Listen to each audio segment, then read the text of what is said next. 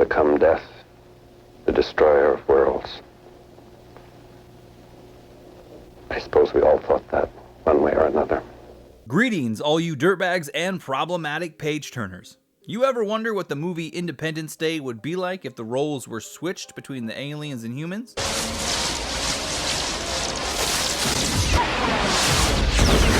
If you have, then the Nomad Complex by indie author Jim Kiernan might just scratch that itch. Before we go too far, smash that like button, hit subscribe, and ring the bell so you don't miss a single video. And be sure to check the description for the Amazon affiliate link to grab the Nomad Complex and support the channel. Do it. Now hop into your gel pod and try not to poop on yourself, and let's get into it. Together for liberty. The Nomad Complex is the first book in the I don't know how the fuck to pronounce this, Republic series.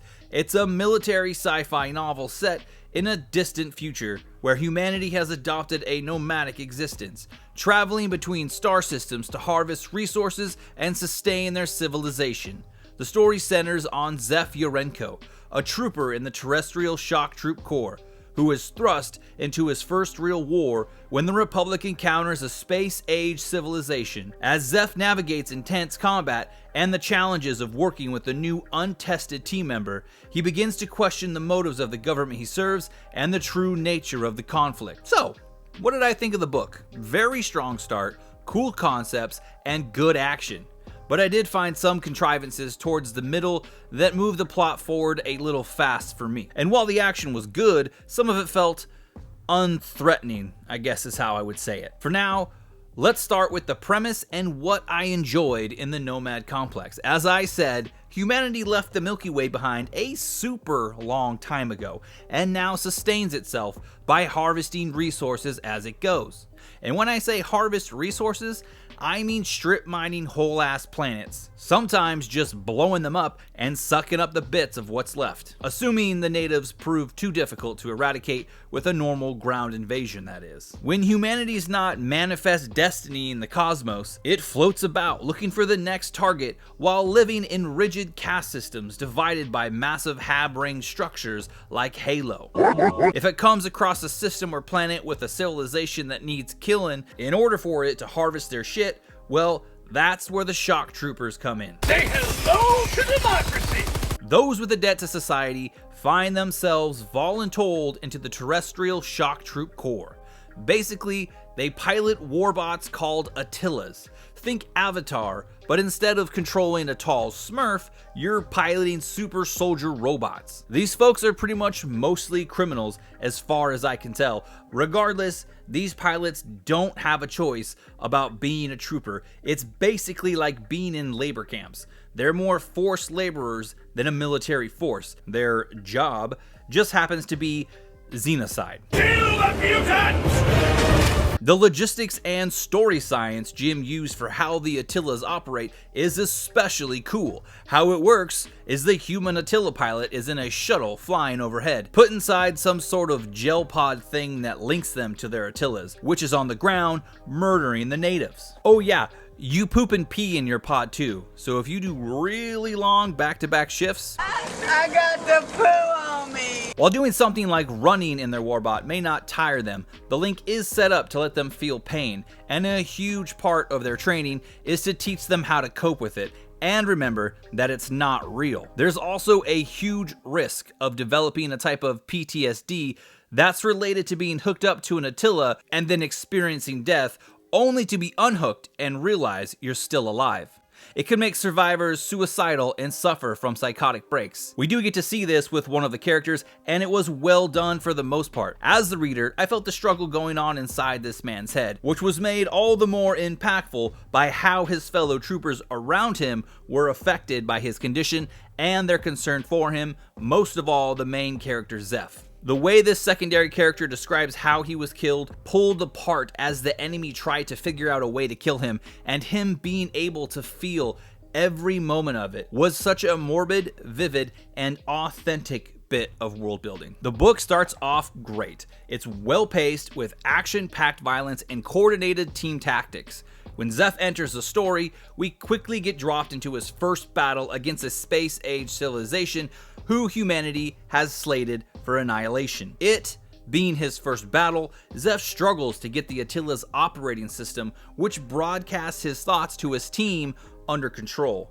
Thoughts which are monitored by Big Brother. He also quickly finds himself questioning the doctrines and training he was taught as he witnesses firsthand the brutality of the Republic's methods, not to mention his distrust of their new yeoman, who he becomes certain is a ghost, which is essentially a mole inserted into trooper units in order to spy and see if there is any treason afoot.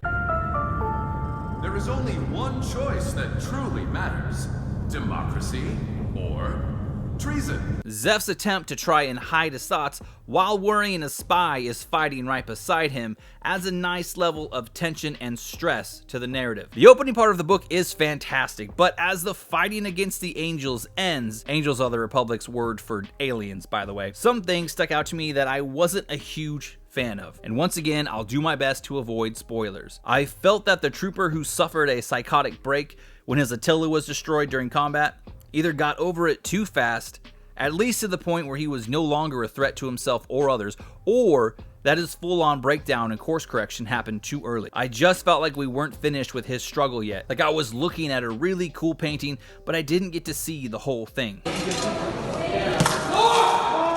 Zeph figured out something about his yeoman in what must have been a 1 in a billion chance meeting / coincidence. It just felt very convenient for the sake of moving the plot on to the next point. For me, it was around this time the book seemed to lurch forward in pacing, with some really big events happening too quickly or off screen, and there was never really a point where I was worried Zeph wasn't going to succeed. Yes, people die, but him and his party's progress never seemed to be in threat of being thwarted. Kind of just go from one point to the next, with Zeph's plans working out. Zeph's little homegirl is able to hack into what is essentially the Pentagon's database on her iPad. How'd you do it? Your PC got harshed, right? Because your system heap set the wrong parameter.